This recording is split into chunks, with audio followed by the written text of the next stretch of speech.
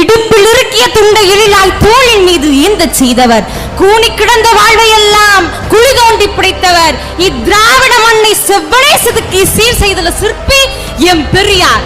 வெந்ததை தின்று வாழ்ந்து கிடந்த மனிதனத்திற்குள் மதத்தையும் சாதியையும் இரத்தமட வாய்ச்சி அவனை ஆண்டான் என்றும் அடிமை என்றும் பிரித்தாலும் சூழ்ச்சி நிகழ்த்திய ஆரிய மாயையை நேர்நிறுத்தி திராவிட சாட்டை கொண்டு தோலுரித்தார் எம் சூரன் பகுத்தறிவு பகலவன் பெரியார். மனிதனை மனிதனாக பார்க்க விடாமல் அவனுக்குள் ஏற்றத்தாழ்வுகளை நிரப்பி சுகம் கண்ட சிலரின் அடிவேரை அசைத்து பார்க்கும் திட்டம் அவரது கருத்தியலுக்கு இருந்தது. இன்றும் அவர் உருவாக்கிய சுயமரியாதை கொள்கைதான் வடக்கிலிருந்து தமிழ்நாட்டை பார்க்கும் சிலருக்கு எரிச்சல் ஏற்படுத்துகிறது. ஏனென்றால் அவர்களுக்கு ஒரு பெரியார் இல்லை. தனக்கென வீசப்பட்ட அத்தனை கணைகளையும் தாங்கிக் கொண்டு தமிழன் தலை நிமிர வேண்டும் என்று பாடுபட்டார்.